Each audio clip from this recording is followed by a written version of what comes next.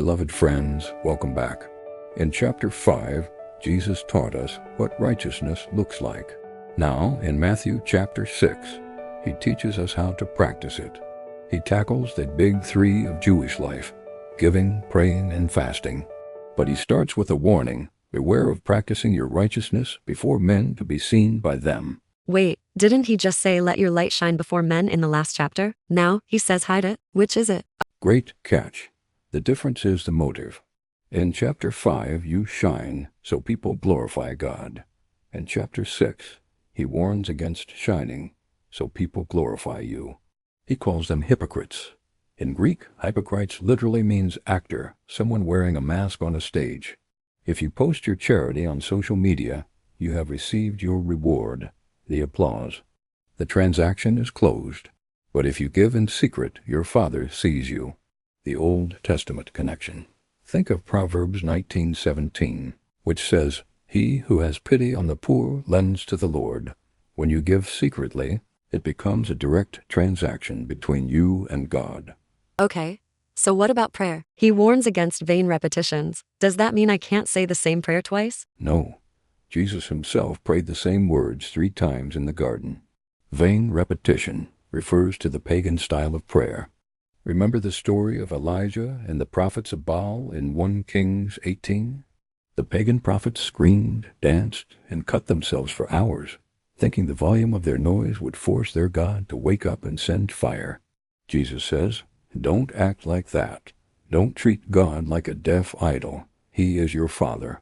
He knows what you need before you ask.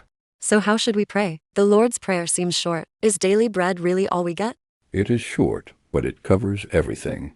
Our Father establishes intimacy. Your kingdom come is submission to his plan. And daily bread? This is a callback to the manna in the wilderness from Exodus 16. When God fed Israel in the desert, he gave them manna that would spoil if they tried to save it overnight. They were forced to trust him for fresh food every single morning. Jesus teaches us to have that same daily dependence, not hoarding for the future. Then he talks about fasting. He says to wash your face and look happy. But isn't the point of fasting to show God I'm suffering? Not in the kingdom. If you look miserable, so people ask, "Oh, are you fasting?" You are feeding your ego while starving your body. The Old Testament connection.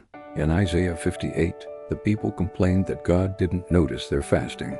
God replied, "You fast for strife and debate." He rejected their show. Jesus says true fasting is a secret discipline. It isn't about suffering. It is about feasting on God. He also says lay up treasures in heaven. What does that actually mean? Do I get a bigger mansion? It means investing in things that last forever: people, character, and God's glory. Earthly treasure rots. Heavenly treasure is secure. It connects to Proverbs 11:4. Riches do not profit in the day of wrath, but righteousness delivers from death. You can't take it with you, but you can send it ahead. Then he mentions the evil eye. Is that like a curse or a spell? That sounds spooky. It's not magic. It's a Hebrew idiom. In Jewish culture, a good eye means generosity. An evil eye means stinginess or greed, as seen in Proverbs 28 minutes and 22 seconds. Jesus is saying, if your eye is bad, stingy, your whole body is full of darkness. You are blinded by greed. And mammon. He says we can't serve God and mammon. Is that a demon? Essentially, yes. Mammon is the Aramaic word for wealth, but Jesus personifies it as a rival god. Money is the only thing Jesus compares to God as a master. You cannot serve 2 kings. You will hate one and love the other. Finally, he says, do not worry. That is easier said than done. I have bills. Does God really care about my clothes? Jesus points to nature. He mentions King Solomon. In 1 Kings 10, the Queen of Sheba visited Solomon and was breathless because of his wealth and his golden robes. He was the drippiest king in history. Yet Jesus says a simple wild flower is dressed better by God than Solomon was in all his glory. The command is, seek first the kingdom. It implies a hierarchy. If you chase the king, you get the kingdom benefits added. If you chase the things, you lose everything. Anxiety is actually a form of practical atheism. It assumes God doesn't exist or doesn't care.